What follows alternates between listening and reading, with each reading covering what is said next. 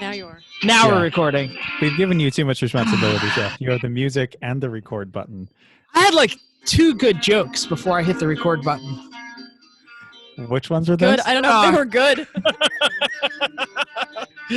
And with that, I will say, welcome to Everyone Racers, a show designed for the world of low-dollar racing and oddball car culture. It doesn't matter what kind of Leva Champ or Lucky Track Dog League you run, SCC or NASA, we won't discriminate as long as you drive it hard and build it yourself.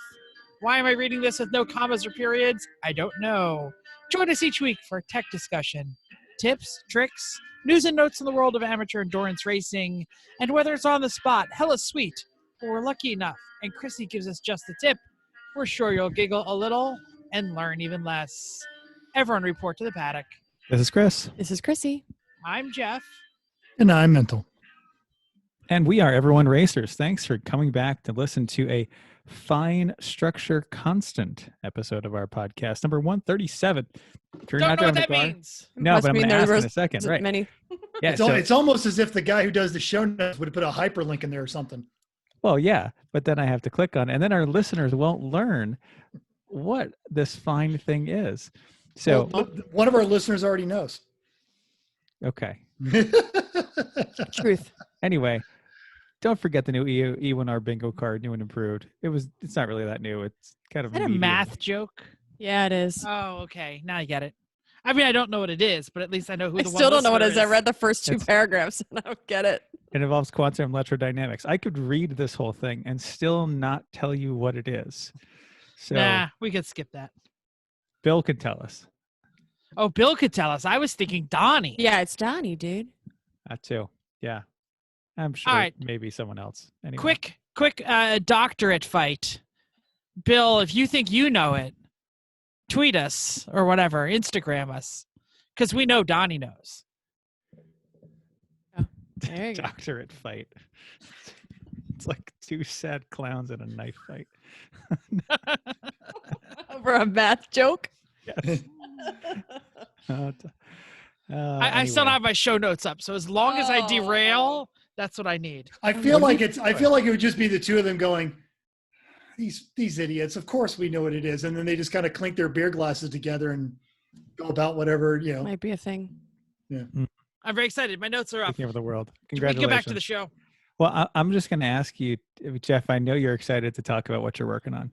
I can tell. And you don't need notes to tell us what you're working on. Oh, so- I do need my notes Well- because this is long. It is Okay, long. Then go for it. Strap yourselves in, ladies and gentlemen. I'm about to spin a fine tale of automotive archaeology. Is For- there a square that says Jeff tell the story that goes nowhere? Yeah, it will. Don't worry. No, I think it's There going to go is one. somewhere. First, I can say that before the weekend hit, I put together my Amazon special sim racing steering wheel pedal pedestal. Chrissy, did it make me any better? No, it didn't. Don't shake your head. The podcast can't see that. No, it did not. Just because we're on Zoom doesn't mean anyone can hear you. They also couldn't see the look on her face of the eyebrows and no. No, I'll have to come up with another excuse because the steering wheel and pedals no longer move independently of each other. But that's not what we're Good. here for. So you're no longer driving the Wartburg. in No, this exactly. simulation. So on Sunday, a friend called me. Actually, she called me on Saturday, and she said that could I come and help? She's cleaning out her father's garage. He recently passed, and I think her mother wanted to park in the garage or something. And there's lots of oil and antifreeze and a lot of chemicals, and we just don't really know what they are or what's dangerous or what's not. Does oil go bad? Does antifreeze go bad? And I go, well, I mean, it would have to be really old to go bad. So yeah, I could come and take care of that for you and help you organize that because I know you know nothing about cars. So I went there and on Sunday and I was helping and I got pretty much exactly what I expected, which was the typical dab stuff. It's like 3/4 full containers of antifreeze and like windshield washer fluid and a decent amount of oil that I could tell was like best intention, I'm going to change my oil, and then it just never really happens. So it was a normal thing, and then I kind of kept going deeper and deeper into the chemical piles, and I found all those other things that dads get that they never finish, like crabgrass killer and Roundup, and I'm like, I could use these around the house, and I'm like, basically making 2 piles, take that to the dangerous chemical recycling, just go ahead and throw this out, no problems. And as I got deeper, I discovered a bunch of car parts, and they told me like, oh, the people who own this before us, they used to fix cars in here, so there's some car parts. And I can see through it. There's no hidden cars. Don't expect like me to unearth a Lamborghini or anything. But as I was going through, and I'm like, everything is like much older now. Now it's like not from the 80s. It's from like the 70s. And it's like Chevy water pumps and, air-cooled Volkswagen axle and swing arms, like things I can moderately recognize. And old Corolla fender. Like 1982 Corolla, I don't know, whatever. And as I was getting to the back, I was like, a Porsche shift knob. Well, that's interesting. That's the kind of thing that people would keep as a keepsake. And I said, hey, can I keep this? They said, yeah. Nobody we ever knew owned a Porsche before. And that's when the brother said, hey, there's a bunch of car stuff in the loft too. Does this box look interesting? And he holds out a cardboard box filled with just random little butts and brackets and what does Hamza call it? Boops and bits? Something like that. Something like that. Rat F it as you dig through it. Exactly. It says on the side of it, Porsche 914 parts. And all of a sudden, like the record, like the needle slides across the record of my brain. It's like, wait a minute. Eric. That's what it actually did. I think it's kind of all of a sudden, like my brain goes, I don't think that was air-cooled Volkswagen parts. Maybe I should go back and look at that. So I didn't even know there was a loft, but I kind of like went up the ladder in the loft because the first thing that came down the rickety ladder was an engine cover to a 914 in lime green. So I'm like, well, I got to take care of this. I make a phone call back and forth with Eric K, the Porsche lover. And it's about this time that my family says, can we go home? You're done picking up the oil, right? Oh, I didn't realize you brought the whole family. Yeah, so they're all sitting in the truck waiting for me to leave. And all of a sudden I'm like, but Porsche parts. Porsche that I know a guy who owns one of these. So I basically took them home, went back 3.5 hours later. I have a Nissan Titan overly full with Porsche 914 parts. It's great. The highlights include I got 3 engine covers, all in different shades of green, a Targa top, a very nice gas tank, 2 unmatched front seats with pretty good leather on it, a transmission case, an early bumper, and just piles and piles and piles of other random things. But those are the highlights. Wow. Yeah. Excellent. That's a lot. So Mental has already spoke up. He wants one of the engine covers for his to hang behind him. I'm definitely going to keep one of the engine covers and maybe clean up one of the seats. But Eric says that one of the pieces I have is in like an early bumper, chrome bumper. And he says that and the gas tank might actually be worth like the gas that it's going to cost me to drive him down to Virginia. Wow. Yeah. That's it. Cool. End of story. It's very exciting. That was a long story. Fantastic. It was exciting. It is. Unless you were in your truck. True. Yeah. Yeah. I thought it was interesting that they were all different colors of green. Like clearly the guy like ordered off at Amazon, not that Amazon existed in 1970, whatever they was ordering. Like he called all the junkyards. He's like, do you have a green Porsche 914 engine cover? And the guy was like, oh yeah, here's one. No, that's not the right green. You got another one? Oh yeah, I got another one. Here, is it? No, that's not the right green either. Why didn't you just paint it? I don't know. Paint that back then. Some of them were. One of them was dented, so I assume that was the original color. Especially because I found a window frame in the lime green. So Well, it sounds like you had an adventure, and that's very fun. it was the most exciting car-related thing that has happened to me in a long time. Because of COVID. What else am I doing? Getting the motor out of the Z was pretty exciting. Really. No, You that didn't- was frustrating. Oh. You didn't I was exclaim like excited that this. You did it. That's good. It wasn't full of discovery and intrigue. It was like fucked up Z motor. 2 hours later, it's half out, fucked up Z motor. And then I got it out. And it was still a fucked up Z motor. So, Fair enough. I don't know. Chrissy, what are you working on? I'm sure your story is much more. No, it's not. I spent some time relaxing at the Jersey Shore this weekend for a day. That's That was fantastic. We had a wonderful overnight there. And then I did a lot of yard work when I came home on Sunday. I have helped with the trailer project, which you'll hear about in a little bit, and preparing to send more masks. Oh, my work. Who knows? I don't even know how many thousands of masks, tens of thousands of masks are going out next week. So yeah, we keep getting them, and they keep going out to our field offices. So that's what I'm doing. Same old. Did you to the office? stay at a commercial establishment or with like friends or something? No, we have a family house down there. Oh, So okay. we just went down to open the house for the year, basically. I didn't think anything was open. No, there isn't much. No, actually, we went for a bike ride, and it was great because we rode our bikes across town to go get some seafood. But we found some roads that there was nobody on, so we were riding next to each other because there was no traffic. So, yeah, no, it was awesome. There's some things open, but plenty of things that are pre-season. So that's why it was hard to find like takeout seafood because we called probably 8 places and nobody's open yet, just because it's early. Oh, yeah. What town were you in? Wildwood. Oh, yeah. It's tough. That's a much more seasonal town than some of the others. Absolutely. Yeah. And there's plenty of people there, but they know how to live on whatever they live Alcohol. on. Alcoholism. Loneliness. Now, Desolation. did you refresh your alcohol before going over the bridge? Because we know that Pennsylvania is still closed, right? Alcohol-wise. Maybe. Well, they're not actually closed, but they're very difficult to get anything. So, maybe we got some stuff.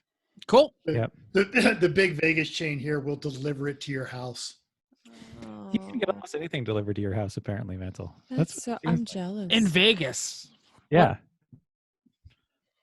I'm- You name it. It seems like That's Mantel's a like, si- yeah, they'll deliver that. City of Vice. That's all I'm saying. All right, I know what Chris is doing. So, Mental, what are you doing? My days at work are now, even though we're staggered, they're almost full days. I had to actually stop working and leave to get home in time to do this. I've been doing the yard work and still working on the pathways around the house. Got up early Saturday morning, got to do the Charlotte iRacing Champ Car event with Dustin, my Fat Crack team buddy. He's out in California, so we were both there up at 6 a.m. That's dedication. What? Well, no, because they're doing the full up 6 and 8 hour events, even 14-hour events. So you do you're swapping out, you're doing driver changes, the whole 9 yards. Probably one of the more realistic simulations of iRacing. Right up, you've got to get towed, you got points. If the points are crap, they've got a Google documents you can fill out, and you can kind of fight about your penalty. And if you make a legit argument, they'll wipe it out. The only thing is we blew 2 motors, and we're in the pits, and it would say, your engine is blown, 40 minutes for a repair. So we go make a sandwich, grab a cup of coffee, come back. That's about right on the Take a nap. TR7. I think the guys at the TR7, they had that down to about 45 minutes, didn't they? It was on quick releases at that point. Yeah. Yeah. And Lee Merman even got a picture of our sad bent Mustang being passed on the highlight reel. If you have a chance to do that, you've got to have a Class D license. You can't do it by yourself. You need someone else. And spotting when you're wearing VR goggles, that is the way to go. It is. I would sit. Oh, we haven't done that yet. I would sit in my chair and do the far chase. So I was above the car like a drone shot, and I could turn around and look behind me and go, oh, There's 2 Mustangs coming up on you. They'll Wow. be. So Did it make you sick? I've been doing it so much. Actually, Oh, good. I'm starting to get used to it. I mean, I can tell I'll get a little sweaty, and I'll just kind of take them off for a second, watch the screen, then go back to it. Oh, good. Do you have anything on your VR or a different headset? Like after wearing it for an hour, it gets uncomfortable where it kind of is against my face. Do you do anything for that? I keep it really loose. I've been developing a hotspot on my head, so I've taken to just getting a ball cap, putting it on my Florida Man Racing ball cap, goes on backwards, and I put it on, and I make sure it's not as that tied up against me. Yeah, we're struggling with our face here. I did today look at Amazon for a kind of extra cushier spot where it rests against your face, because also the one that rests against your face now, like eventually we got to clean that because it's going to get gross. So if we have something that's removable and cushier, that might be nice. There's $1 million idea right there, because I'm sure someone else in China has already thought of it. So in fact, I have one in my Amazon cart. So Head sock, like your regular racing head sock. But then I'm just going to get hot. And it's also it's not the pressure on our cheeks are the problem. Yeah. Like even if you have it pulled back well, it still sits on your face. Because it's heavy. Yeah. It's a lot of weight. No, does yours have the Velcro strap? Yeah. Yeah. So I've been. That's what with wearing the ball cap backwards. I'm trying to transfer most of that pressure up. Yeah. And it's disseminated by the ball cap. Yeah. Leave the side ones loose. I learned that the last time, but then I really couldn't see. It was kind of blurry because it was far enough away from my eyes. Being held up, whatever. Okay, anyway, we move on. You have to adjust that in your settings, because I had a similar problem. Yeah. I was noticing that, like, I had set it to my bifocals, so I could see the gauges really clear, and everything was blurry. And I'm like, well, this doesn't work at all. I had to recalibrate everything. Yeah. It's interesting because if it moves, if it moves an inch or not an inch, obviously that would be a lot, but if it moves a half inch closer or further than to your eyeballs, it would definitely be blurrier. Yeah. Mm-hmm. This is how I went on our first race, which we'll talk about. Yes. Cool. Yeah. So mental, that's crazy. Yeah, it's good. You had a good experience with that. That's fantastic. I was actually intrigued by the whole you can still do driver changes, because I was like, if nobody else is in my house, how do they get in my car? We do driver changes literally from the like hey, Chris, get in. Yeah, Chris jumps out and you jump in, and then you can race. Right. But, what you're saying, mental, is like you told me this. So I'm not going to steal your thunder.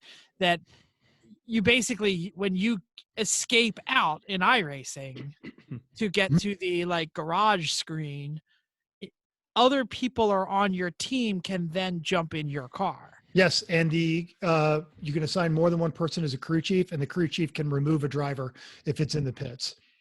So, literally someone gets, no, I'm staying in. No, you ain't.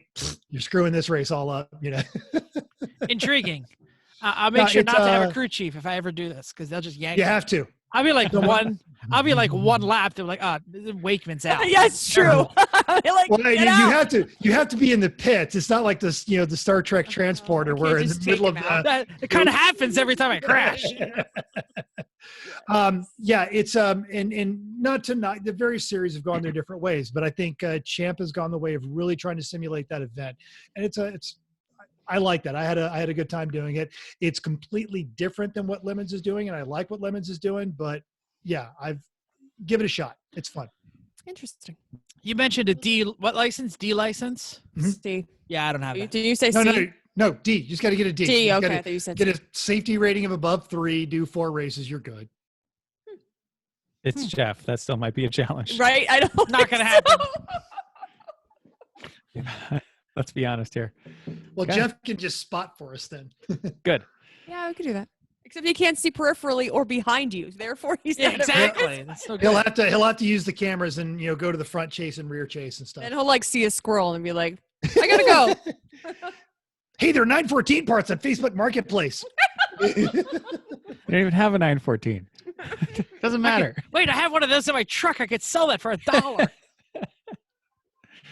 All right. Chris, you sound like you actually did something. Yeah, I've been working on the trailer more. It's very exciting. I put more, all the insulation is in and all the taping is done. So yay. There's that.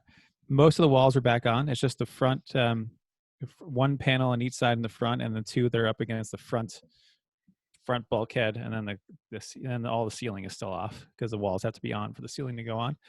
So that's great. Some of the 110 wiring is run. So one to the very back outlet is on, and the one for the middle outlet is on. I just got to put up the wires to the front outlet. And yeah, have all the bits, I think. So it's just a matter of putting it together, which is nice. I've been enjoying E1R iRacing on Mondays as a participant. That has been great fun. We'll talk about that later. And I've been really enjoying Lemon's iRacing as a spectator with a drink. It's been great. And had a good time spotting for Mental during his drunkathon last time. That was a pretty good time. Awesome. Yeah. You did surprisingly well, my friend. I got to say. I'm going to say this sober because I said it while I was in that race. My mentality in that race was, and we'll mention this here in a second, was just like when you were a teenager and you would come home drunk and you didn't want your parents to know. So just the whole time I'm maintain, man, just be cool, man. Right. And you started getting like a little bit red missy, and Chris was like, stop it, Mental. Well, and then slow down. Right. Trying to broadcast it. I did a Zoom meeting, and the Discord will not work with my headset. Every time I've used Discord, I have to use my phone. So Chris ends up talking to me on the Discord, and it was so soothing. It was, he's like mind state awareness. I'm used to being, when I'm trying to do something difficult and it's hot and challenging and I'm, laying a little in my head, Chris will be like, all right, you're doing this, try this in this corner. It was just this primordial for 10 years. I've had Chris in my ear when I'm trying to go really fast. Oh, gosh. It was just, oh man. Yeah. This is so soothing. It was like having a bad trip and getting talked down. Hey, you did a great job. You did it way better than I thought you would possibly do, or I could possibly do, being that hammered. So, yeah, right. I mean, you were keeping it on track. Your only off was really when you got tullied. So, is it tullied or is it laminoed? Hold on. Do we Tully have this laminoed me. Yeah, Yes. that's what I think. Do we have this in Rona Racing Reaction? I think we do. So okay, well let's keep Sorry, going. We have the more important part of it on the Rona Racial Reaction. Okay, all right. Well, we can. Time. It was a good time. That's what I want to talk about later. Okay, so let's move on to news and notes time. Oh, very, very lyrical lovely. tonight. Lovely. Because everybody gets mad when I yell, so I won't yell anymore. There you go, Erling, just for you. Right? It's a little song for like you. It's like a Disney introduction. Okay, as graduating classes across the United States are inventing new means of honoring their achievements, 2 high schools in Flagler County, Florida, are putting a local landmark to good use. Flagler County is the home of the now idle Daytona International Speedway. Class 2020 from Montaza High School and then Flagler Palm Coast High School will drive across the finish line at Daytona International and get their diplomas handed to them. So cool. That's why cool. not? It's so awesome. And ceremonies are scheduled to happen May 31st. Hat tip to Dr. Florida Man for the story. Link in our show notes. That's really fun. That's cool. I saw and I thought it wasn't real, so I didn't post it or bring it to the show for notes. But I saw a thing that looked like it might have been real from a now court-ordered closed drag strip that basically said, since we've been closed by the police, we'd like to announce that the Snack Shack will still be open this Friday night for the usual test and tune grow challenge. Because of social distancing, people who order will have to drive up in their car, drive to the track, make their order at the starting line, and pick it up at the finish line. Is it serious? I didn't know if it was serious or was a joke. It actually is true because they were open and they were maintaining social distancing because test and tune nights are, without getting in stands and drinking beer, but the police got them for being a non-essential business. So that's how they stepped around it. Yeah. Good for them. Chrissy, you get it. You pull up to the start line, you order a hot dog, and then you... Quarter of a mile. Yes. Yeah. No. Okay. I just wasn't sure if it was real. Like if you, it sounds like a fun thing, but it sounded like the track was making a joke. It didn't sound like the track was serious. But redneck. So true. Could be real. It might as well be real because it sounds like something. All right, let's talk real news, real Lemons news. If you paid for a Lemons race and have moved your fees to an uncanceled race, check your snail mail. Nick, Jay, and Eric may have sent you something. Everyone, or until they run out, I guess, who moves their fees is receiving patches and a thank you note from Lemon Central. So they have special commemorative patches that have a logo on it that looks like it's not the COVID Biohazard. That would be cool, like a biohazard symbol, and it says "In it for the long haul." So yeah. I don't know what to do with all my Lemons patches. I mean, I've got like 50 of them. They're like in a pile. And plus the IOEs, plus the other ones, and now this. Now And you're they're sounding very like you're nice. bragging. You should stop. But like, what do we do with them? I can't put them on my suit. I won't be able to move. Like, so, and I'm not going to make like a judge cape out of them. I don't know. I just don't know what to do with them. Yeah. I originally was going to sew them to my blue and white blazer that was from the Jaws theme. The beaches are open, Jeff. Exactly. People Some are of them having a are. great time. But I never got around to it. Amity means friendship. That's right. Still does. All So- right. Racer Rona reaction time.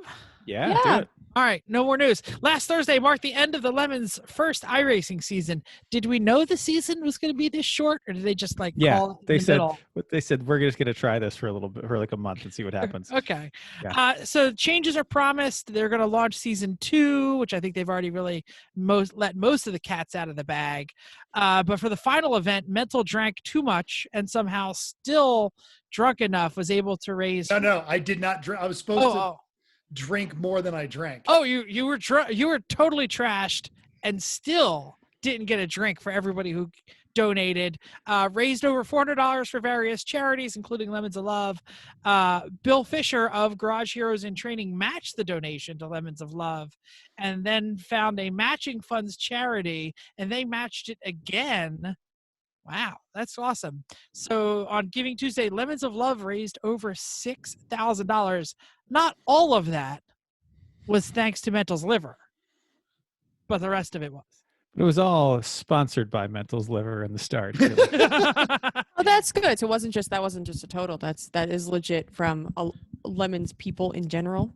Yes, because I think just on Giving Tuesday, a lot of people are giving, and that's like a huge part of their income is they're at the race collecting fines, and then I mean, you get guys like who are the Hearst Cadillac guys, the Limitarians. Mm-hmm. That guy just throws money at every charity he comes across, and there's a lot of people like that. Looking at what he wears, you would think he'd like buy new shoes or something. No, because he gives it to charity, so he doesn't buy shoes.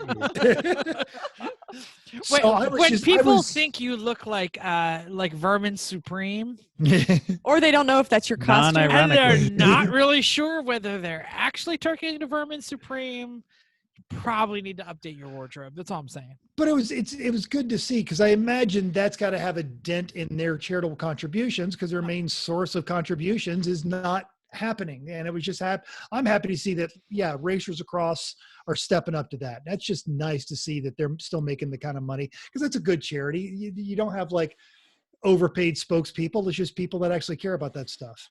Yeah, Agreed. Cool. And yes, we love you, Half Dan. Please keep giving money. Yep.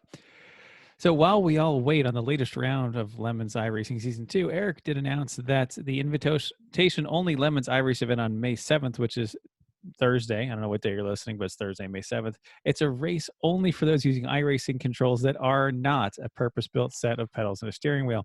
So inspired by some of the more creative control inputs being utilized, like Troy Fru's wired Etch-a-Sketch driving his race car, or he had the Dance Dance Revolution pad that he was doing for a while. Other entries so far from Eric: there's an aircraft sim setup, rudder pedals to steer, throttle for brake and throttle, and air brake to shift. That's great. When do you use the flaps? A real actual bicycle where you pedal constantly for throttle. Your handbrake is your brake, and you steer by steering the bike with shift levers on the shift handles. Who has time to make these things? I guess if you're out of work. Know. These people don't have jobs. And if you don't have any money. If you want to iRace and you don't have any... No, this is costing them money. Because they have iRacing controls. They're just choosing Yeah. to build all something right, okay. weird. Like It's one thing if- Troy, I think Troy's pedals actually broke, so that's why he got out the DDR pad. Yeah. Okay. All right. So, hey, that Etch-a-Sketch, though, apparently there's a $5 Etch-a-Sketch, an $11 Arduino, two $3 potentiometers. The left knob is brake for left of center and throttle for right of center. The right knob is steering. And Troy said that these potentiometers are endless spin, so if it goes past the edge, the input is instantly opposite. So, Oh no! Is it one of those things like it goes off to like- one side and then comes back the other? Yeah. So if you're Yeah. at full throttle, you're 98, 99, 100% throttle. If you And now go you're one at more 0. click, it's 100% braking. It's the other side. Oh, okay. That's gonna be great. I'm so glad I'm watching this one. Can you like I watch said, it? Is I've it? been having a great time watching these with They a drink. Stream them on Facebook, On YouTube. And YouTube. Go, yeah, I'm sorry. go I to their said YouTube Facebook. channel. I wasn't sure if And they did all of them. It's always late. Just expect that. And Mhm. So I'm just thinking back to the days when I was drawing on an Etch-a-Sketch. Like, I knew I had to go up. Like, I knew I wanted the cursor to go up, but it would take me like 1 whole minute to remember if it was this one or this one. Even if I was like constantly drawing, if I wanted to change sides, I'd be like, okay, wait, which one is it? Which one is it? This is Hey, your. it's definitely this one. And you then I would turn it, it would go the other way. You have this problem with iRacing. This was your. This is your pedal problem. I'm legit. This is serious. It's the same problem. we're finding Jeff's hidden dyslexia. It's Right? terrible. It's not hidden dyslexia. I've been dyslexic since I was 12. It's Well, a since I was thing. born, but I've been diagnosed dyslexic since know. 12. Yeah, but I'm serious. Like, I would sit there with the Etch-a-Sketch and I'd be like, okay, go left, right. This is you and iRacing. Uh-huh. Go here. This has nothing to do with iRacing. It's the post-it notes on your TV for which is upshift and which is downshift. That's true.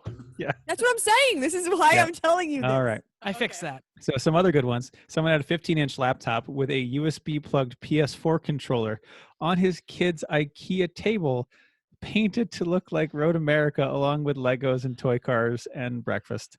So he's playing at his kid's Yep, table. yep. Daddy's using this one now. So you enter the event by emailing virtuallyslow@24hourslemons.com, describing your setup, but pictures and videos, they go a long way. Because if your thing is crazy enough, you need a picture or a video to understand how it works. Really. I think the greatest thing, I don't know how many people have watched the replays, but Judge Phil and Eric were obsessed with people driving weird controllers. So they would follow them in the race. And if you're using a controller that has, only off and on for left and right, they would go to the cockpit view and watch it go like, like they would drive around the turn, literally, like the steering wheel is at 0, 90%, 0, 90%, 0, 90%. It's even more funny listening to two of them go down a rabbit hole about 80s Soviet area behind the Iron Curtain, atmospheric metal bands. Because, Sure. they just, then their second album. Yep. Totally. All right, who's talking about Taco Tuesday? So the cruelest of fates, as you already know, fell upon us when Taco Tuesday fell on Cinco de Mayo and we were all stuck at home. It was also Giving Tuesday, and thanks to former guest Cal Denisi from Extreme Experience, I managed to get into an iRace. I could list all the names, and it's all people that Jeff's never heard of. He'll say he's never heard of, and then he'll accuse me of being a name dropper. But this was an extensive list of people. I believe make I'm the their one living. who recognized at least the people that we have interviewed. This is a check for Mental got something right. It's true. So it's a whole list of people that make their living driving race cars. We had a bunch of practices, then there were 2 qualifying races, and I finished outside of those. And then they literally had the last chance qualifier. You had to finish 5th.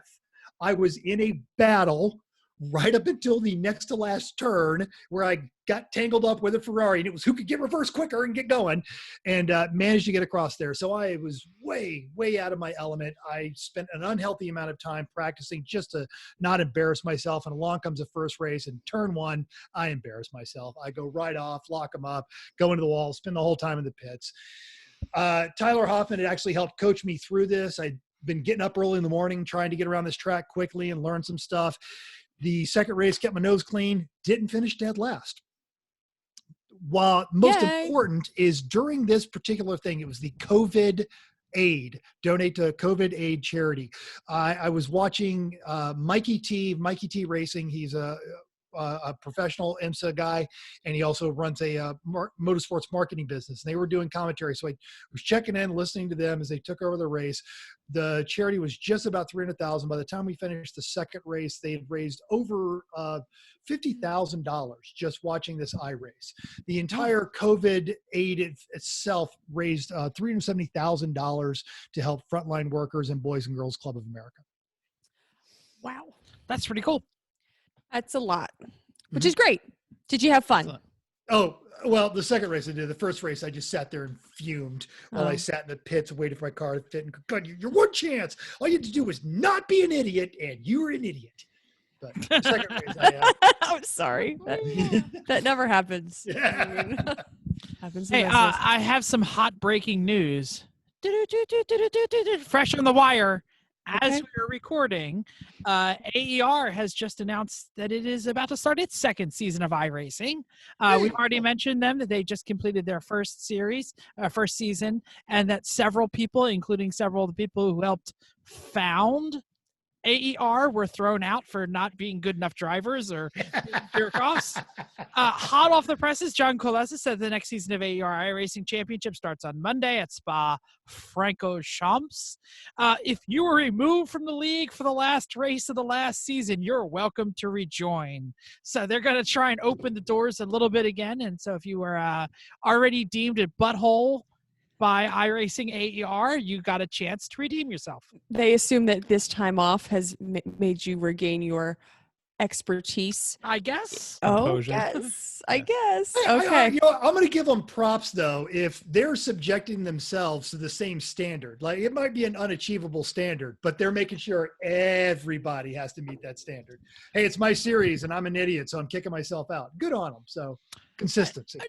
I have to say that they just have a different attitude and design, and that's why we're glad that AER is there, because sometimes we want to be serious, and some of us want to not be. So there it is. That's when you can drive with your Etch-a-Sketch. Yes. The Guitar Hero was my favorite. The Guitar Hero controller. That's crazy. Okay. Hot off the heels of their previous success, Radwood is holding another virtual car show this May 30th. Watch for details and updates following Radwood on Facebook, Insta, and Twitter. It happened. Did anybody see it? Oh, yeah. Oh. I looked they had at it. awards and everything. They had best costumes, all that stuff. Watch it. They're big on Instagram. So watch. They'll announce all the awards on Instagram. Insta what? Yeah, Insta. Yeah. Oh, I never opened Insta. She's reverting. She was so I know, right? So into Instagram after seeing That's a thing. All right. Anyway, I should get back on there. That was the weekend I pulled the motor, I think. Or no, I did something to the Z because I was really greasy. And I wanted to post stuff, but my hands were too dirty. So I didn't. Car working problems. All right. So in an email this morning, the Lemons race at Thunderhill for the end of May has been canceled. So by the time, by the time we finally return back to the track, even our hopes that you have your Tiger King and Murder Hornets. Oh my God. It's like, your themes. Do it. I hate this thought of these things. Murder Hornets? Yeah. Like, I don't like little bees. I don't like the little bees. Oh, the little bees are the worst. I know they are. You don't see them coming. I just added this. Lastly, we're not racing, but we wish we could watch some live. If you haven't seen Formula One Drive to Survive, it's awesome. Have you seen it? I haven't watched it yet. Oh my God, it's so good. No, don't be sorry. No, we're watching. It's really good cinematography, engaging information. It's more than just racing, but it has racing too. Really, really good if you haven't seen it. There's 2 seasons. I'm hearing wonderful stuff about it, and I'm still watching Tiger King. It's our workout show. It's been great. Like, it keeps you like that half hour goes by. Yeah. I just finished Tiger King on my workout show. Is your brain liquid? Yes. I think I can see. I think I can see through your head. It wasn't as great as everybody said. And I'm very excited to get back because I'm doing Westworld on HBO next. So Okay, well, if you want to watch some racing, you can turn on any episode because you don't really need to follow the story. But start at the beginning. I highly suggest it. All right, E1R iRace recap. Haven't we been talking about iRacing the whole time? Yes, because there is Kind no of. real racing. That's all we do. So we did figure eights at Irwindale this weekend or this Monday. For those of you who don't know, we do our own invitational / invite yourself. So sorry, Eric, we used race controls. Even though my greatly improved, somewhat bolted down system was ready, I still don't have peripheral vision. So I was a total menace on the figure eight because you kind of need to look left and look right to know how to cross the center. We laughed so much. It was pretty funny. It was really funny. I nearly fell out of my chair at some point. Yes, but there was a huge battle between whoever didn't crash as much, and it really came down to mental amino, and it really did become a. We were pitting each other. If you ran through the figure eight part at the wrong time, there would be just pileups. The spotter couldn't keep up fast enough to be able to, like, car on your left, car on your right, car slow, car high, stops, car high, low, car go high, low. right? And you're like, is it dead? Is it Jeff? It didn't matter. Yeah. It didn't matter. By the way, if you're running a figure eight and you have no peripheral vision, you have just as much chance of getting through than if you do have it. I don't agree. Like, I had plenty of times where literally, Chris is probably watching me. I moved up in my seat. I looked to the side before I went through because Yes. I have peripheral vision, so I can see. So I would slow down, or I would be gassing, look over here to see who's coming. I would either let off, could brake if I thought that they were going to come through. I mean, I think that's how you win. there's or- plenty of times I went through and I would see like a flash of a car, like right in front of me or right behind Oh me. yes, that And happened I definitely would have not gone through if I knew that car was coming. pretty much. Now, How goggles are the way to go, because you could time, like, as you hit the apex of the turn to enter the center part of the I was eight, looking. you look up and, all right, I'm gonna hold off on that throttle for just Absolutely. a second. And I think that's why Lamino did so well, because he's got 3 screens. 3 Yes. screens. He Yeah, said he I never could used them as much as ever Yes. as I did that one night. It was a lot. Oh, I got to get 2 more screens. Just get good at the one you have first. Yes. Yeah, you. Look, but I have to say this race, because I raced this one and then Chris took over. I was so sick because I kept getting hit. Every time your body would jostle, right? Or you would think you're jostling, you're sitting in your seat. That's the stuff that makes me sick. So if you spin, I expect to be spinning, but I'm sitting in my chair. So for how long we go? 30 minutes? 40 minutes? It was about that, yeah. It was 40 minutes It because was we so had to go long. get fuel.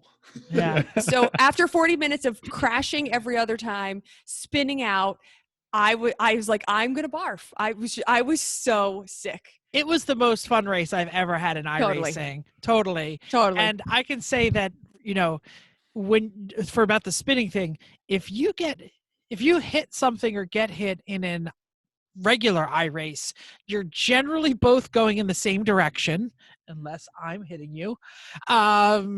But in this, you're hit like totally broadside, so at one point somebody's going the wrong direction. I mean, it was just crazy. Well, I didn't like the second race as much, but I have a feeling that Chris and Mental did. We did a dirt oval at the fake, not real Lanier. track. Was it Lanier? I thought we did it at USA. No, it was in Georgia. Lake Lanier, right across the street from Road Atlanta. So it wasn't Lanier. We first tried with Beetles and stadium trucks. The Rallycross Beetles. The Rallycross Turbo. Beetles. They were fantastic. They were so much fun. And then they all ran out of gas because you can't fuel them because they don't expect you to run long races in it. So we started again and we all did stadium trucks, and I could not get that thing to go around that circle. Mental was the pro. Mental was good. His redneck roots were showing. He had a V8 and a truck and a dirt track, and he was just hanging that thing out. It was great. Who ended up winning? Was it Alex or was it Dave? I think Dave may have gotten him, or like if it was Alex, they were 7 laps above everybody else. And Dave deliberately pulled himself to the back of the pack to make himself go through the pack. Because he's that kind of guy. Right? Yeah. it's that was once you kind of got it up on the cam and on the high line there and got the rhythm to carry the drift, so you could do consistent like low 19s. And I get it every once in a while. Like mentally, you and I ran a few laps just right nose to tail, in which the drifts were perfectly like next to each other. Oh yeah, we would have been right at grid life. We'd have been like, yeah. That's awesome. I did that once with then Mental in the Beetle, but in the stadium truck, I had no abilities. Yeah, and then I rolled it, and then rolled it again, and rolled it again. We kept going by you, going, Yeah. Chris, you're on your roof. You know that? Yeah. Chris, you need to get hit. You need to get back on. little help, guys. little help. iRacing is fun if you're screwing around. So again, you guys heard how much fun we have. Get a hold of us on any of our social media. What are we doing this Monday? Do we have an idea? We don't. We try and do it.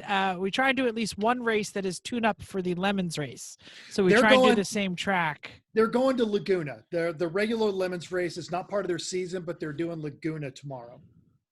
Well, Tomorrow, we would be what do we doing it need for next? the week Yeah. after. So Yeah, if they so- announce the race, we will mimic that race. If they don't announce the race, we'll do something fun. Well, Right? the next ones they have coming up are Thursday, the sets tomorrow. That's the Gladiator race. Tuesday, the 12th, they're doing Trash Racing Tuesdays at TBD, so we don't know. Thursday is at Charlotte Roval. That's their normal Thursday sprints. So we could run Charlotte. We could run Never Charlotte. Yeah. Absolutely. We'll run Charlotte. We'll probably run I did the Lemons practice last night, and all it was stadium trucks and dirt stalkers, and you couldn't modify any of them. And Excellent. at 27 miles an hour, exiting pit lane, I put the dirt stalker on its roof. Nice. It rolled. Yeah, the dirt stalkers have become a problem if you're not allowed to change the suspension. Yeah. Oh yeah. I managed to just- get I settled into a lap and got a lap around it, but yeah, it's challenging. If you want to race with us, email us, text us. We'll give you the password. 4 letters long. It helps you slow down your race car. You figure it out. When do we do this race, Jeff? When can Mondays, every Monday, 9 p.m. Eastern, because that's where most of us live. That's it. Yep. But we have a few people in the West, and that's why we made it so late. Yeah. So. Listener feedback time. David Eccles said we had a great live episode last week, and Giant Dave also expressed his enjoyment, saying, "Great episode indeed. # hobo living. # for life." I'm just going to add a yo on there.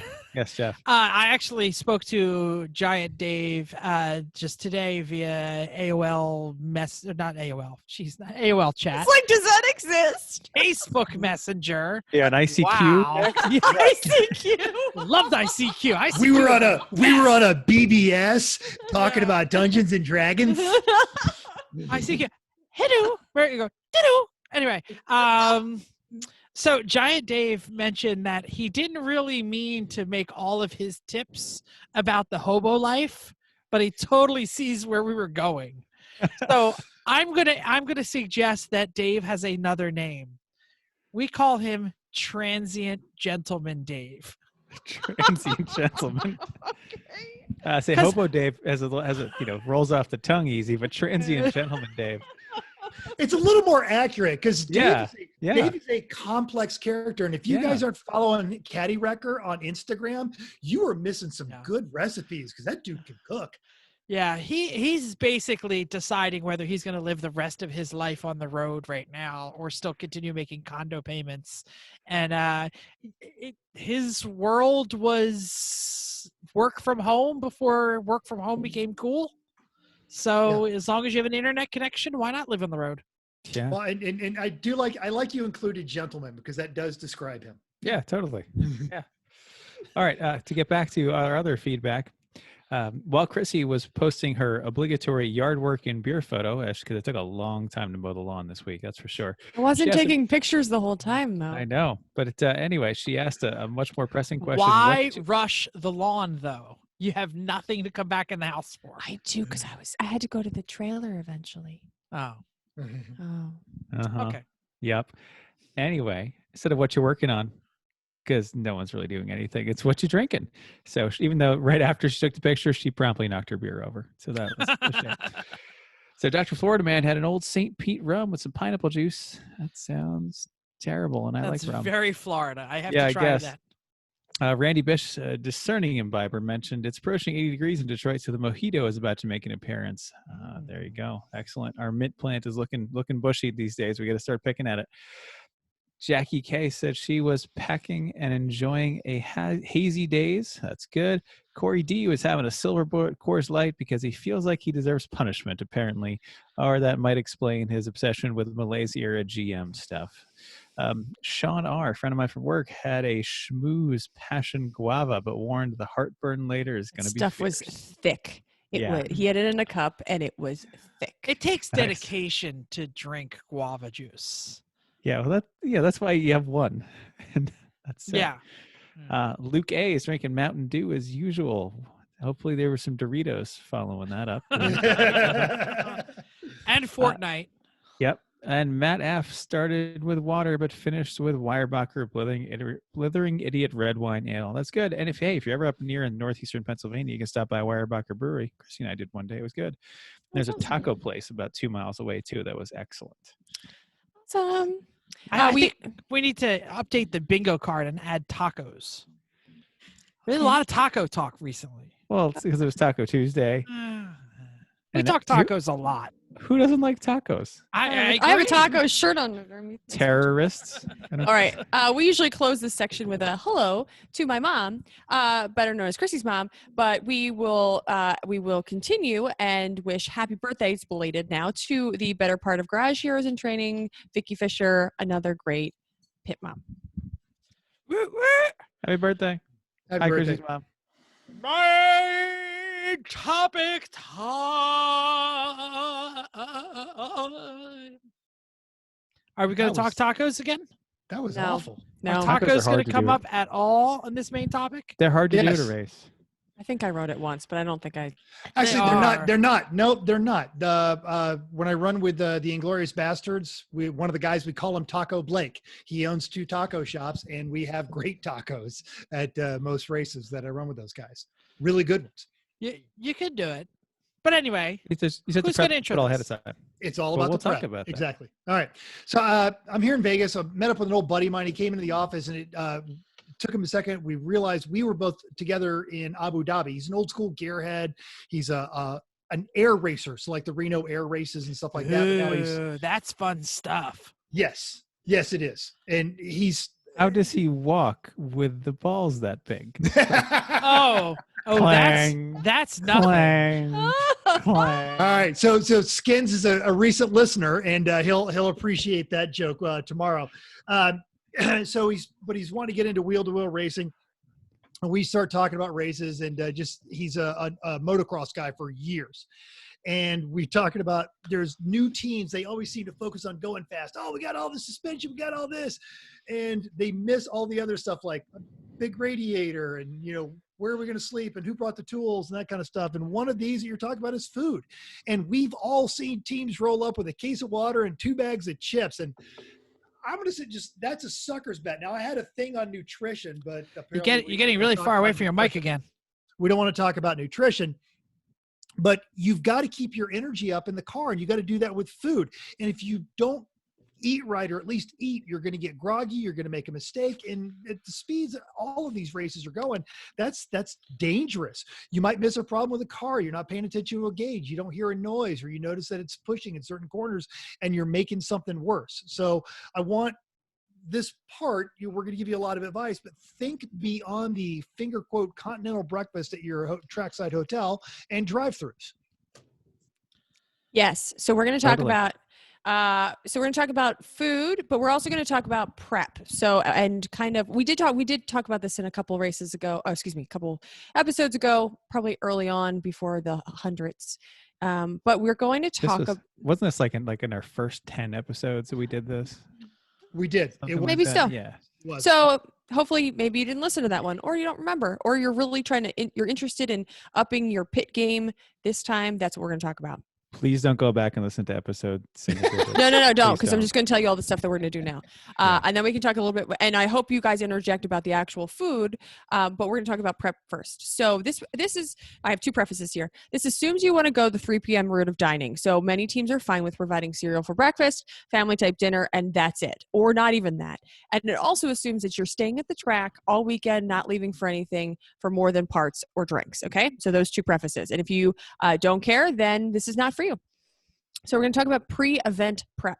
So consider all these things. How many people are coming, food issues, which is your glutenoids and such, weather of the race, potential location of your paddock, which is including how much space you have, do you have access to electric, and those kind of things. So weather of the race matters because we try to have chilly when it's 97 degrees outside. So that's what I'm talking about, why the weather is important. Oh, yeah. Good point. Right? So, okay. And then my next point is do as much as you can at home. So do as much prep as you can. I have to say this is one of Jeff's most brilliant ideas. I was breaking eggs on the grill one by one. Bring a whole 18, maybe 24, maybe more eggs. I was breaking them right at the thing. He says, why don't you do that at home? So now I break all my eggs at home. I scramble them and I put them in jars. And we save all of our Salsa jars. Salsa jars, thank you. Salsa jars. And we put them in and I write how many's on there and we use them throughout the whole weekend. Throw the jar away. Do you know you looked at your kitchen? You were like, what kind of food was that? And you looked right at your kitchen. Thanks. Go ahead, Mental. Also, you've got the egg beaters and various just egg whites or whole eggs, things like that. Comes in a milk carton. Mm-hmm. And if you're flying into a race, it's something you can pick up when you're driving the rental car on the way to the track. Same result. You don't have to deal with delicate eggs. Or if that's what you want, you should just tell the person that's prepping your food that that's what you would like. And it will be provided for you. Assuming they provide that they have that kind of service. You know, not everyone has laundry service and meal service and, and transports your clean race suit to the track. Okay, and the other thing somebody added here, park cooking bacon. Another huge thing that we started doing. We buy all the bacon ahead of time. We buy pretty good stuff just because we like it. And and we I looked at the kitchen again. We cook it all until it's like half cooked, and then we cook it the rest of the time on the griddle. Now, I have to say, faster. I'm not sure we were doing that at show 10 because that's a recent edition, right? Yeah, no, not at all. Much faster, much easier. Yep, we this is a great tip. Ingredients, so we do it because I like mine less cooked, so we do them and have some more, some less, usually because we forget a pan when we start leaving or start doing stuff, but that's a really good tip as well. And even if you have a designated person that you think is going to handle the cooking or whatever and they're just like not driving, they get roped into other things, so it sucks to cut stuff up. You probably can't wash your hands and food at the track, and so just do it as much as you can at home. And this also may depend what you're going to cook, depends on what you have, what items you have to cook it with. So we used to just have a cooktop. I think Greg's Grill has the grill to go on top. So depends on how you want to do it. If you don't have a griddle, then you're gonna have to figure out how to cook your breakfast that way in a large crock pot. And I want to say that like the flat top, it's made by Blackstone. It's so much easier than having pots and pans that you need to wash. And it folds up. Yeah, the flat top in general is like the Swiss Army knife of like do it all cook at the track things, because you can make your eggs on the griddle. You can put a pot of water on it to boil. It'll still boil. It takes a little longer. You can cook your burgers on it. You can cook everything on it, and then it's not terrible to clean up like the grill top, what everything drips through, and then you got to deal with all that stuff later. Although I will say plenty of people successfully deal with the grill. They just kind of like stand it in the back of the pickup truck, a la Sorry for Party. Yeah, right. And then they just cook everything has to be grill worthy then. Right. You have to design your menu around it. Go ahead, Mental. I'm sorry. On a smaller scale, if you don't have that big of a team, you can also, they have those plug-in griddles, and it's the same effect. It's a 110-volt plug-in griddle, and you can run those, and those will fit in, the trunk of your car. True. Mm-hmm. They got that George Foreman from your parents' basement. And Or your Yes. the KitchenAid panini maker that your family member bought you, and you don't use it because you don't make paninis all the time. But it's a flat griddle if you need to. Yep. Anyway, throw that in a Rubbermaid track container. Yep. Well, we're getting there. Okay. So we're going to talk about the food to actually have at the track. So I'm just going to let you guys interject wherever. We'll talk about each part. So basically, you have to figure out how many meals you are going to have to prepare. One tip is that if you're going to arrive on Thursday and you're not really sure when your friends are going to arrive, just consider takeout. So we typically stop at a pizza place, get a couple pizzas, and then people eat it as they get there, and we just have some food around. So that's usually typically what we do on Thursday, but just make sure you plan on whoever's typing is above the where we're talking. So we are and I already wrote it. It's down there. Just wait a second. You need to read the notes. Okay, so breakfast. Let's talk breakfast. Yeah, we're building the plane as we're flying it here tonight. If you just read the notes, you would know. Just ignore me and keep going. Okay, breakfast. Show behind the curtain. We have we basically have a thing called we have the best pancakes in the whole world, and with assorted meats and some eggs for the glutenoids for 2 of the days of 3 breakfasts, and the other one we usually have a breakfast casserole for Saturday morning because it ends up being crazy at the start of the race. Everybody's running around. It's easy to be able to walk away with a bowl of stuff that you don't have to worry about getting all the different parts. It stays warm, all that good stuff. Breakfast. Well, and while you're going through that, so while you're thinking about this, think about, because you're talking about planning your meals, know your teammates, know your nutrition. It's going to break down into, I'm not doing the slim good body food pyramid here, but think about it in terms of proteins, carbs, and then your vitamins and vegetables and things like that. And these, even if you're a carb averse person, you might want to think about actually loading up on some carbs, because where carbs turn into a problem is when you have a very sedentary lifestyle. And if you're doing a race weekend even half right, it's not sedentary. You're hopping all weekend and you need to keep your energy up. Carbs are good if you're moving and working out. Mm-hmm. As long as you get the right kind of carbs that you can actually ingest, unlike, and those glutenoids out there who can't have all those kinds of carbs. And I back off a lot of wheat stuff, but that breakfast casserole is the bomb. You get that on your... Okay, there you go. That is a fantastic way just to get some good ready energy. It's going to carry you through the whole day. I love that thing. Yeah, I'll go back after everyone's had like they're helping, and I know that everyone's done, and I'll even eat like the crusty bits. Scrape the crusty bits.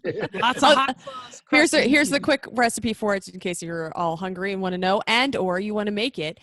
Make it on Friday night. Like, make it in a couple days and then cook it on low all night, and it'll be ready for your family on Saturday morning. So you could do that and not have to cook on Saturday morning. Anyway, it is frozen hash browns. You can use whatever kind of amount you want, because I just kind of dump it all in. So frozen hash browns.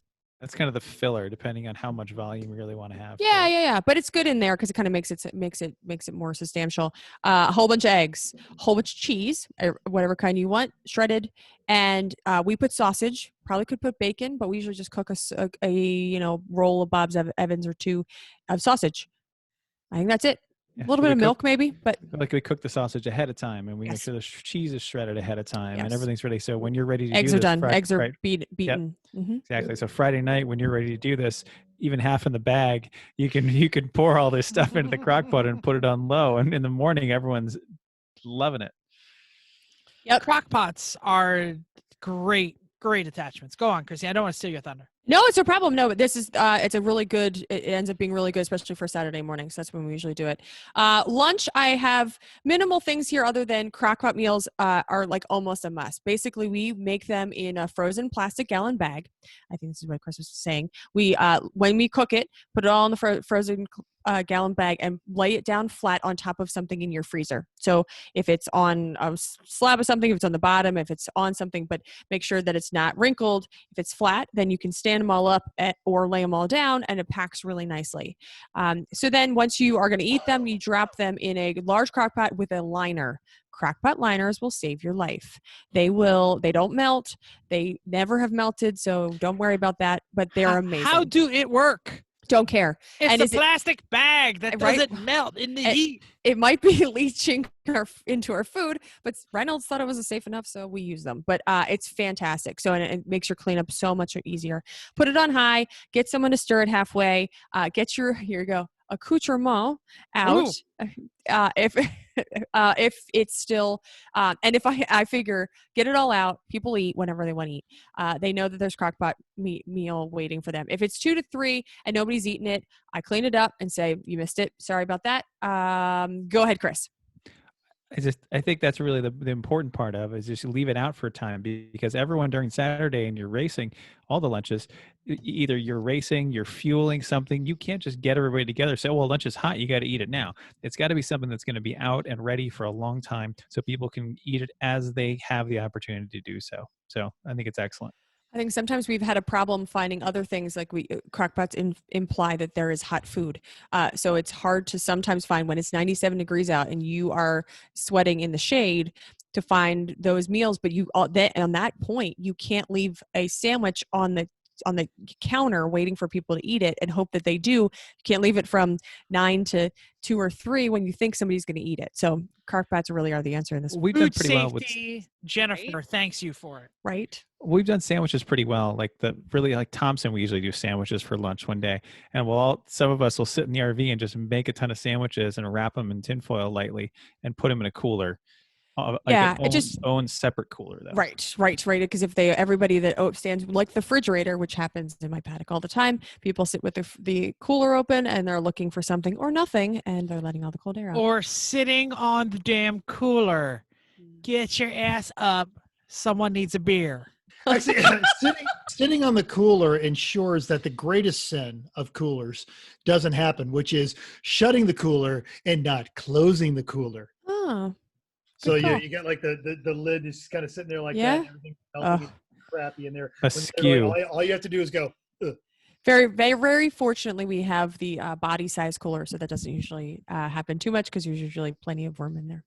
And lastly, dinner. We basically always do a family style. We all eat together, no matter how late, no matter what's working. We ring the dinner bell. We yell. Our favorites are Wartburgers and sauteed veggies. We've had a taco bar. This is where I talked about tacos. But I want Jeff to talk about some of his favorite dinners because he usually helps me with dinner, and then Greg does too. So should I jump down to the dinner stuff? Yeah, just give give me 1 Okay, second. Don't forget Sunday dinner. So even if you eat late, it sucks to leave the track and then have to go find dinner. So even if you're done by 4, off the track by 5, you're still cleaning. We always make sandwiches or something like that so you can make sure that you have something while you're walking around. Now I'm done. Cool. I'm going to talk Saturday dinner. Please. Because before you get there, I want to add on to what Chrissy said about Sunday on the way out. Whatever else you have around, pack snacks for your drivers and people on the way home. Chrissy always leaves a little bag of cookies that her mom has made in everyone's car on the way home. So they have snacks, and it's lovely when you're halfway home and you have a snickerdoodle. It's great. At least once a year, I'm clearing out a car. Oh, no. And I find a smashed container, Ziploc bag full of Cookies?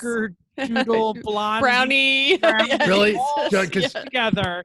And I go, damn, I would have eaten that. I say you're doing it wrong because there has never been a full bag of Chrissy's mom's Must have cookies. fallen down or They- something. Or you they threw No, say- something on top. usually it falls into something. Because remember, I drive the RV home in the dark. I park it at 2 a.m, and then I don't get in it for 6 months. Oh no, but no, the cookies deliberately get placed in the center console of my RV exactly for that. Yes. Let's talk Saturday dinner. So you've been fed, you've been racing.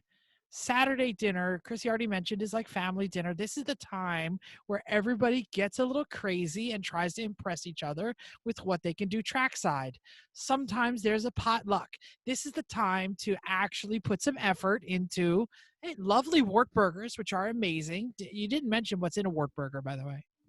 We're going to do a Wartburger video coming up Oh, of how to make the Wartburgers Ooh. along with how to make the pancake mix. We're going to have a whole video series starring Chrissy about prepping 3 p.m. style track food. that's awesome. I think Aaron just got excited. I think he did. like pants tight excited. So listen, if it's Saturday night and you're gonna have a good time, this is the time to do trackside extravaganza. If you're eating pizza on a Saturday night, you failed impressing anybody in the paddock. This is the time to bust out the smoker or the deep fryer and go to freaking town.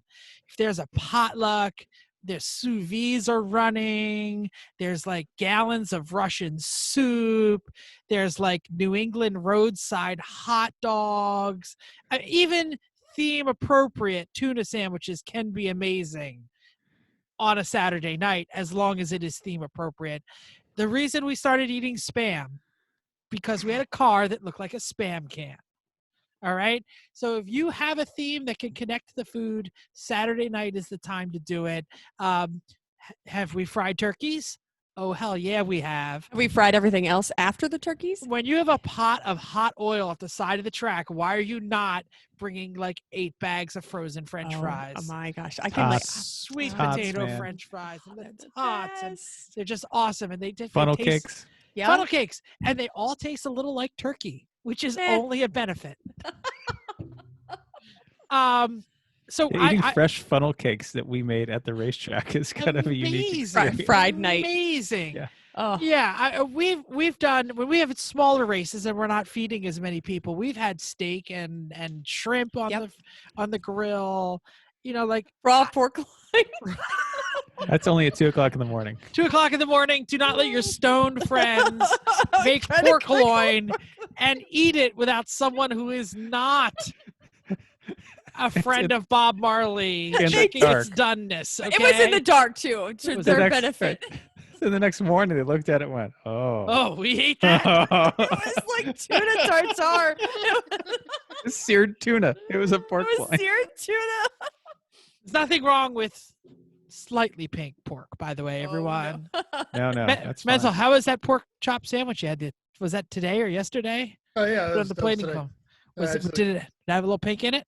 Of course. Yeah, see? You do not have to overcook pork, and this is and I'm telling this to a guy who's married to a food safety professor. Mm-hmm. But I'm telling you, if you poke the pork loin and it goes oink, it's not done. No. I will say that pork chop sandwich was made when I was completely straight in He's leaning away from the mic right now. not in any sort of an altered state at all. So yeah, it was done proper. All right. Just real quick, let me finish with this and then I will pass it off because this is the last thing I have to say is going to the track and cooking all weekend is kind of like camping. You have to pay attention to bring the right stuff. We already talked about crock pot liners. We already talked about coolers, paper pencils, utensils, like serving utensils, knives, cutting boards, mixing bowls, spoons, trash bags. You have to have a lot of trash bags. I know I'm not really talking about the food, but if you went camping, you'd bring a trash bag and a spoon. Why would you go to the track, make a whole pot of chili, and then go, oh wait, 57 plastic spoons for the 57 people who have to eat it? Always go And the high bowls. on these, and the bowls. Always bring more than you think because random people will show up and eat your food, especially ones that run Facebook accounts. And then you're going to run out of spoons or bowls or things and, like cups, red cups, solo cups. They litter the world. With a Sharpie so you can write your damn name Right. on them. Exactly. I'll pass it off here. I'm just saying, think about it like camping. You don't want to have to run out and buy something like trash bags. No. You want to have it all there. Or And- anything. Yeah, some tracks are good about trash. Other ones, what? We pick up trash? What? Or you have to take it far away or something like that. Take your bags far away. Okay, let me do a quick thing on organization, which I also do a unboxing video, a boxing unboxing video for you. But basically, I'm suggesting at least 3 bins that you start with. You can use reusable bags to supplement it, but don't start with them. So I have 3 different boxes. As Jeff was saying, your paper product box. So go ahead. the Rubbermaid bins. bins with lids keep stuff dry because it inevitably is going to rain at some Right. point, and Great everything's call. going to get nasty and gross. So you need the Think plastic bins. camping, everybody. Yep. So the paper product box keeps all your paper products together and dry, as we said. So these are just Rubbermaid bins, clear. I suggest clear because then when somebody comes into your kitchen, they're looking through all of your crap. They don't often read the labels on it. They're just going to look through everything. So you can have extra utensils, everything that everybody was saying. Lemons box. So I call this my lemons box. It's my catch-all. So I have kitchen utensils, cutting boards, dish bin with the sponge. I also keep my first aid kit, spices, miscellany, like old theme crap. Like there's definitely a spam bus in the bottom of my my lemons box and other random mustaches. And then I have my food box. So I end up with it gets filled with the food that's just for the weekend. So it's jars of sauce, cans of Spam, chips, buns, sodas, that kind of stuff. And it keeps it all together. And then once you fill those boxes and still have leftover stuff, then put them in reusable bags. But at least it's nice to be able to pack them this way. And then everybody knows where all this stuff is. Do they still dig through all the bins trying Absolutely. to find stuff until All the you time. show up? Yep. And so so my suggestion here is with organization, find something that works for your team. But if you start out organized, it can only get worse from there. So if you don't start with a plan and you're not organized, it's going to be nightmarish by the end of time you try to pack on Sunday. Your paddock will look like Sputnik's. I was going to say that, but I was trying to be from a nameless. I think they own it. They know. It's fine. I mean, you're not starting by taking your 5-gallon bucket of stuff and just dumping it on the ground around wherever you happen to stand. So that's a good start. Anyway, Jeff, you kind of went through all the accessories we had listed on here. So I think we're good there. I'm going to talk about drinks first because you need to hydrate, like Mental talked about. And like you always hear Jay say, you got to hydrate. Well, the people that bring a case of water and a case of Gatorade, you know what happens about 15 minutes after everyone gets to the track is there are half-drunk waters littering your paddock space and garage and car, and no one knows which one's theirs. And now they're all hot because they're sitting out in the sun, and no one wants to drink them. And now you've got all this waste of bottles, waste of water, waste of everything. It's a terrible way to do it. So instead, bring jugs. Those big orange Rubbermaid jugs that they, like it's sports games or on the back of construction trucks. Bring those. We bring 2 of them, sometimes 3. Usually with 2 though, 1 full of water and 1 we make for Gatorade with the Gatorade powder. So we've got several 5-gallon water jugs. We fill them up here at home with our tap water because our tap water is pretty good here. And free. Yeah, and free. So we've got, I think, 5 or I think we have 6 of those jugs. So I know we've brought upwards of 30 gallons of water to a summer race and gone through most of it. Yeah. So bring those and keep them in a shady place so don't get too hot. Fill your jugs up and then give everyone a reusable bottle. Like we like Nalgene bottles, but they're like $10. Put everyone's name on them. They're a keepsake. We put a 3 p.m. logo and everyone's name on it. There you go. Everyone needs to bring it to the next race. 2/3 of them will, the 1/3 that forget, they get the spare bottle. It's the bottle of shame. It's the loner bottle. So have one of those on too. It's pink and stripy. Yep. And the other one's blue. This says shame and sucka. Yep. So Jeff usually ends up with one of those. Anyway, only because mine broke. Yeah, but everyone knows then that where's your bottle, and you have responsibility for it. You know where it is. You can handle it, and you have so much less waste that way, and you always have something to drink, and it's always cold, and you're not running out. So give that a try. You do have to keep everything all hot and or cold, though. Chrissy talked about how to keep stuff hot. I'm going to talk about keeping it cold. I like large coolers because they have more thermal capacity, so it keeps them cold a little longer. And ideally, you separate them a little bit so that things stay cold as long as possible. Because the last thing you want everyone doing is ruffling through the cooler that has all the food in it to try to find a beer. Keep the beer in one cooler. That's the beer cooler. This is the food cooler. If you have a cooler for all your ice stuff for the race, for the race cars, that's an ice cooler. Keep them separate for their known jobs so people don't go rifling through it all the time, because the more times the cooler is open, it's just ruining the cold every single time. Blocks of ice last a whole lot longer than cubed, both in your cool shirt cooler and in your regular cooler. So get some blocks. It makes a big difference. If you can get dry ice, fantastic. But I've found it's pretty hard to find and pretty expensive here. So that's a shame. I think I've seen one team that brings a small chest freezer that they have plugged in ahead of time. They fill it with their stuff. They just put that in the trailer. They get there, they drag it out and plug it back in again. That way it's got kind of their food in it. They've got their ice things they can put in it. It keeps stuff cold. Seems like a decent idea if you've got the room for it, or a fridge. We did that with the Oklahoma guys, and because if you've got one and you unplug it, it's still a cooler. Just don't open it. Yeah, totally. And they are stunningly cheap if you buy like one on Marketplace or Craigslist. Yeah, because people just usually want to get rid of it. At some point. People want it out. Yeah. They're also it's nice that they fit in a certain floor pan, and you can't really move them into other, like you can't really like lay it on its back. Like if you want to bring a fridge and you happen to lay it on its back or it moves around, all the oil comes out of the compressor and you can't plug it in for 24 hours. The coolers don't really do that, or the chest freezers. They kind of stay in one place.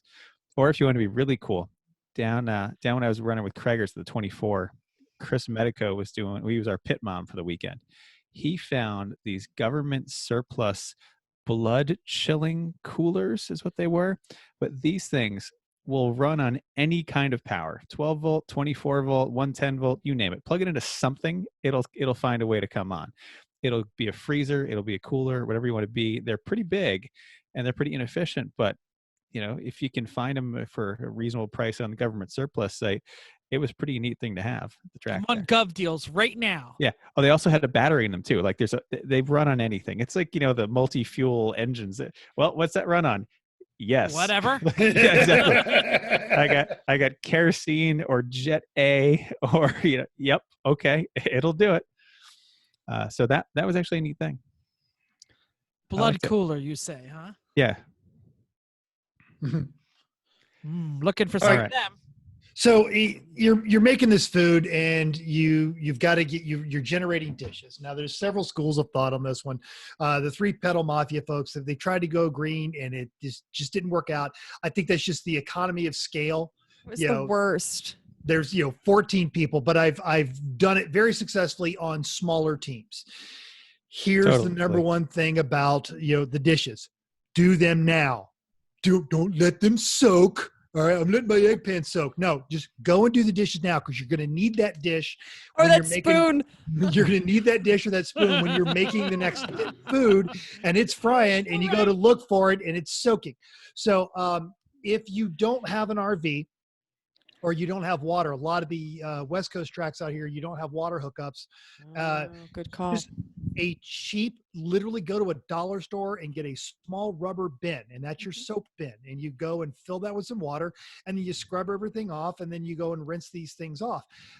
We make jokes about Steve the dishwashing fairy, but Steve recognized here's a job nobody's doing, and it is essential. Designate someone, and if you don't have a dishwashing fairy, just each meal, hey man, I need you to do the dishes for this one because everyone and if they're not willing to do their part on a team, you probably don't want them in your damn car. So on that one. So you do have the options of paper plates and utensils.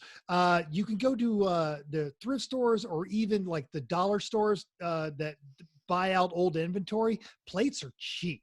Like you buy a dish set for $10 and it'll have bowls and plates, and no, these are not high quality china. And then that way when they break, you don't care. Same thing with all of your utensils. You can have spares and do all of those.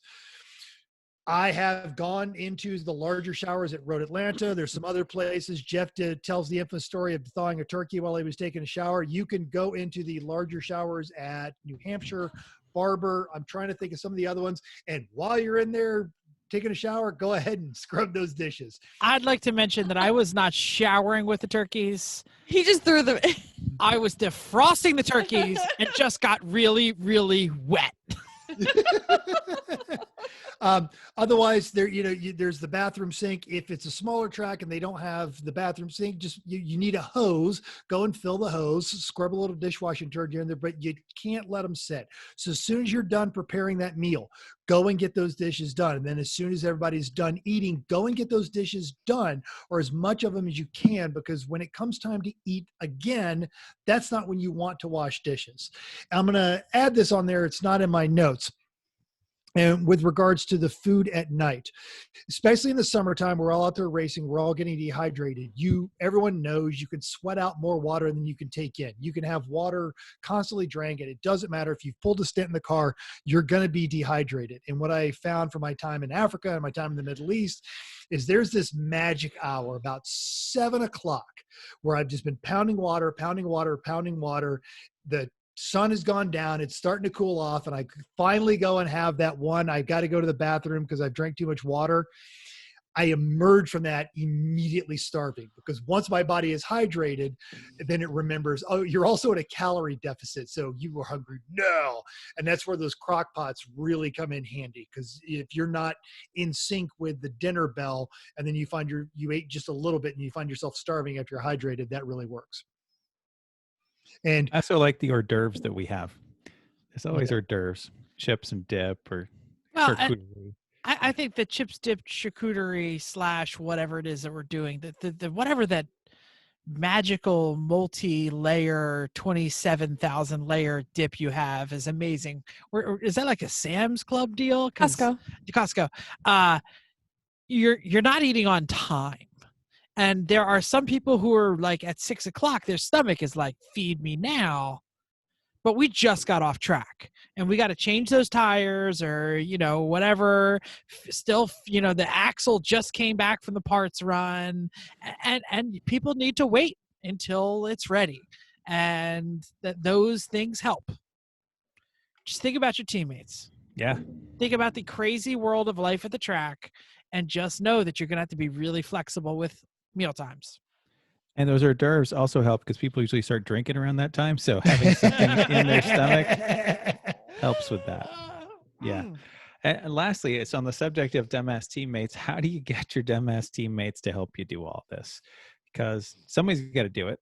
And some things like the dishes, no one really wants to do, but it's part of all the things you need to do on the team. So we like to designate roles for everyone among the team. Sometimes it's for the whole weekend. Your job. All right, Chrissy, your job is you're leading the pit, the camp crew. All right, Jeff, you're leading the solstice this weekend. All right, like whatever. Make it simple. But beyond that, you can even have individual meals. Like sometimes Greg will say, "All right, I'll do half of Saturday night dinner. Like I'll roast the pig." Have it all clear ahead of time. Forgot about the pig roast. Hell right. Yeah. Yeah. So have it all clear ahead of time, who's doing what and when.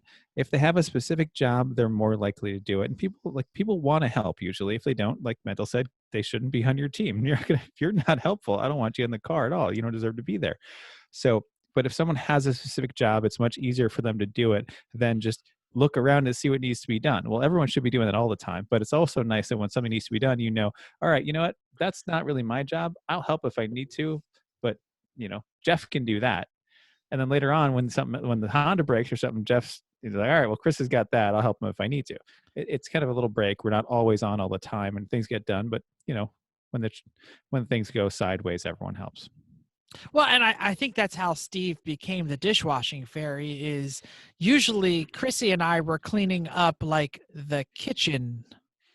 The first thing we do is we put all the utensils in the bin, and then I start like scrubbing the flat top or taking out the trash, and Chrissy's putting away all the cold food and running around to make sure everybody ate. And then we turn around and like, oh, we've been doing this for 30 minutes. Maybe it's time to do the dishes. And we look over and they're already done.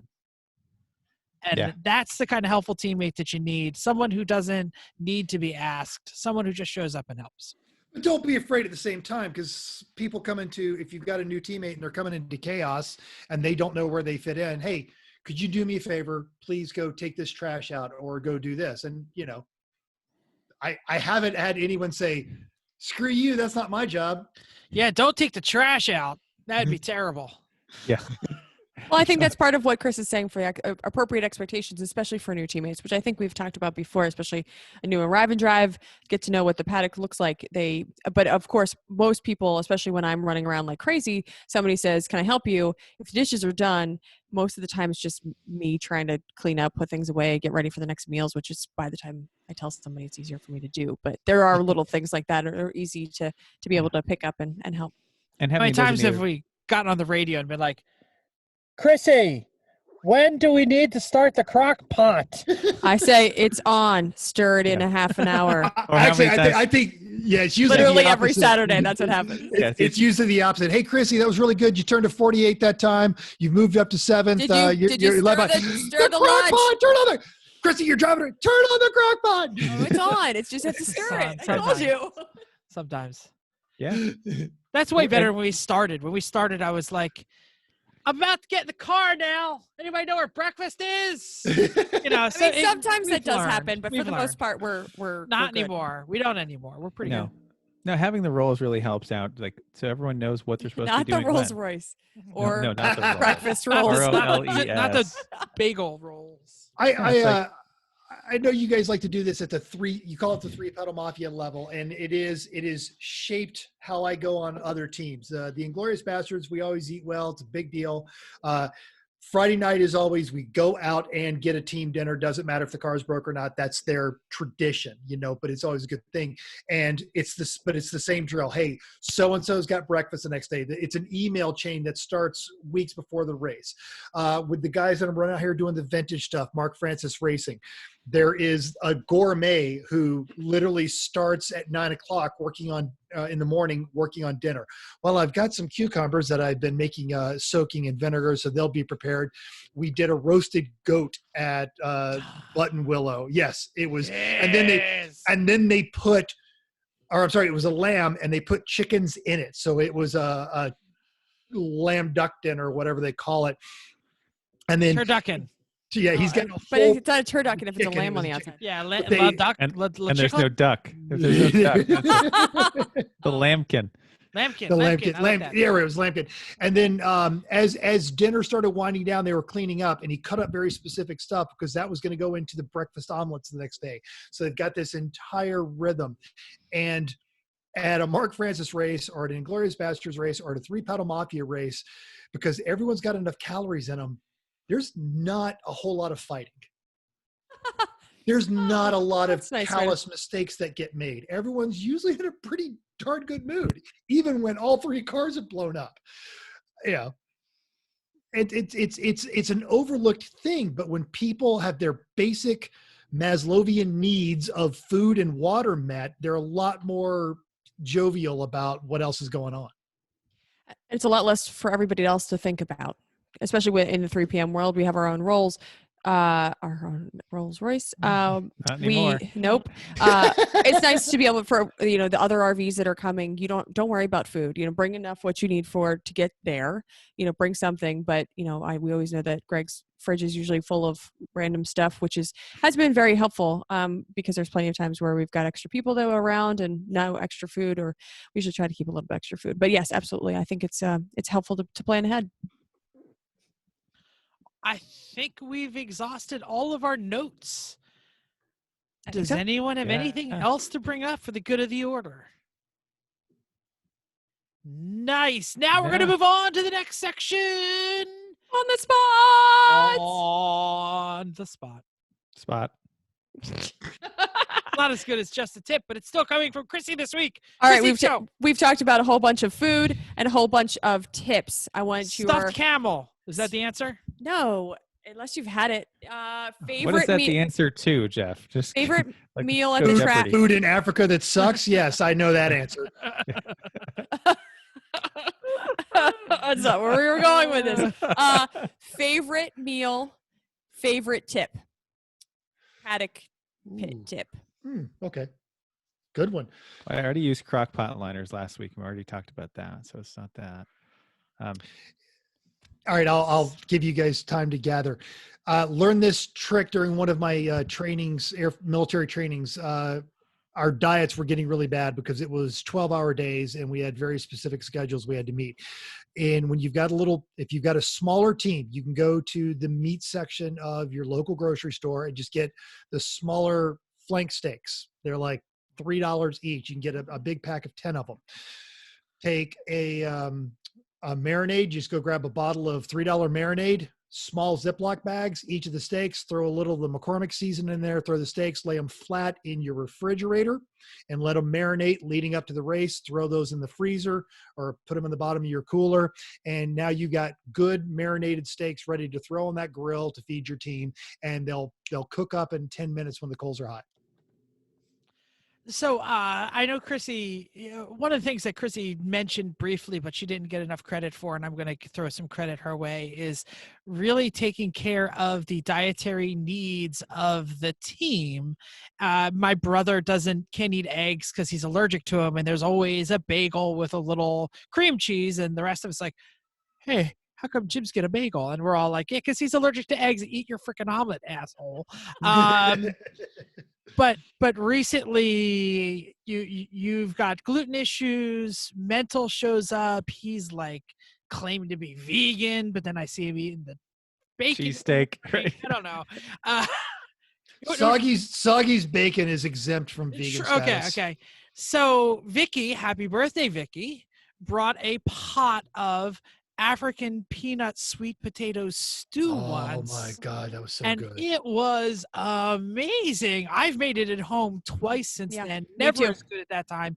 Maybe it's just because I was at the track and I was hungry as a mother, but And Bruce fantastic. says, "I just have any meat in it. Where's the meat in it?" So then she makes him meat too, because she knows that he likes meat. So she has another dish. He likes the meat. Yes, he does. African peanut sweet potato stew. Good call. Good call. I guess I don't know if this is the best food, but it's the best memories. Is when we do fry fests on summer nights at races. Best. You know, like the fried turkey, and then the tots, and then like the stuff shows up that I mean, like, where the hell did we even find this? And it's fried. We're just throwing everything in at that Oh, point. yeah. We're just yelling and saying if it's like, Oh yeah. hey, anybody got thrown this in the front? Right. Well, then we could leave the funnel cake batter, but then we're just dipping like cookies in it and throwing those in there. Like, you name it, we're throwing in the fryer, and we're all just having a great time, just sitting around with your friends on a warm night, eating fried shit and feeling good about it. Fry Fest is great because it comes out in stages. Yeah. So you eat the turkey and the stuffing and the whatever mac and cheese that Omar brings or whatever, and then you're like, oh, fresh French fries, and then you eat some of that, and you eat some more turkey, and then you're like, ooh, tater tots. They're hot as balls. Right. They're That's exactly what I was gonna say. And then like My tongue is 20 minutes charred. later, it's like, sweet potato fries. When did they show up? Give me some of them. Because I always hang out with you next to the fryer. My mouth is charred by the time every time we have fry night, because I'm like, We eat it right out of the bowl. We like put it in the bowl, toss it, and eat some. And then we deliver it to everybody else. Next time, I've never seen one of these, but I'm coming and I'm going to go totally friggin' state fair on you guys. I'll do the deep fried Twinkies. I'll do deep fried cheesecake, deep fried bacon. It's coming. We just don't have that at the trackside. We just start throwing crap in, and we just never have it. We dig did through for- Greg's freezer. And well, fry night, that was for Summit Point Carnival. Yeah. That's why we did it. Yes, So that was because the first one. Yes. so I brought all kinds of the funnel cake mix and the dipped everything, because we planned for it. All we ate was fried food, Yes. which is That was totally great. fine. So I think mine, I loved it. That was one of my favorite memories. I completely agree. The pig, and every time we do a pig, is pretty darn awesome. Oh, They're really fun. We have meat for years. And I was thinking about thawing it in the trailer at Road Atlanta with all the space heaters pointed at it. Chrissy's propane safety squirrel was not happy that day. Well, it's fine. That was the time I had the flu, so I didn't really care. I just was like pretend not caring. And Please tell me you're venting. Please tell me you're venting that. Your trailer's bleeding. When it's more than freezing, this is a good tip. Great tip. When it's below 32 degrees in the paddock, your meat is not going to thaw sitting on a table. Well, and you still have these problems with the rest of your stuff in Yeah. your cooler. Even if Yeah. you just have your cooler closed, you still end up with very frozen If food. it's when it's that cold, I sometimes leave the cooler open overnight if it's going to be that cold because it makes Saves it better. ice. Exactly. All right. Any more good tips that we Mental, did you missed? give or- did you give one? It's Yeah, meat. Started. Oh, that's right. Steaks, marinated steaks. Steak marinated steaks. Good one. That's a Yeah. good one. That was a good one. All right, I think that's it. Oh my gosh, I'm totally not ready. Does anybody know what we're talking about next week? Yes, Yes. yes, I do. Oh my god, What? is that possible? Guess what? Go The ahead. nation is emerging from lockdown. Not around here. And there's even a possibility that some areas might have real races this month. That's kind of scary to think of. But iRacing is still part of our landscape, obviously, because we talked about the whole darn show about iRacing. But next week, we will have pro instructor Tyler Hoffman on board to talk about how we can use this tool to go faster on track and how you can go faster in the virtual world as well. That's awesome. I'm still finding zero parallels between iRacing and real racing, but that's okay. We're all Maybe- seeing parallels between your iRacing and I'm way better in He's real life. way better in real life. I can actually stay on the track in real life. Usually. I don't know if I can find the line, but after this time off of the track, we are all going to be rusty. Anyway, thank you for downloading us. Next week, maybe I'll learn something. But we hope you enjoyed and learned something this week's edition of Everyone Racers. We'll also hope you'll join us in the world of driving, iRacing, and iBuilding, because everyone can be an iRacer, even you. And real racer too, I guess. If you enjoyed this podcast, subscribe. It's totally free. Then go to iTunes and give us a 5-star rating, because in the COVID-19 digital world, that's money these days. There's no real money anymore. It's just 5-star ratings on iTunes. If you hate us, give us 5 stars. Tell us why. If you have any questions, you want to tell us what you're working on, give us some show ideas or anything else, drop a comment on our Facebook page, Everyone Racers, or email us at everyone.racers@gmail.com. Find us on Instagram or Twitter at everyone.racers. Thanks again, and until next week, keep the carb loading side up, unless you're gluten sensitive. I can still eat carbs, but it's okay. I know. I don't know. Just eat the food and keep the shiny side up. It's terrible. Oh wait, I gotta push stop.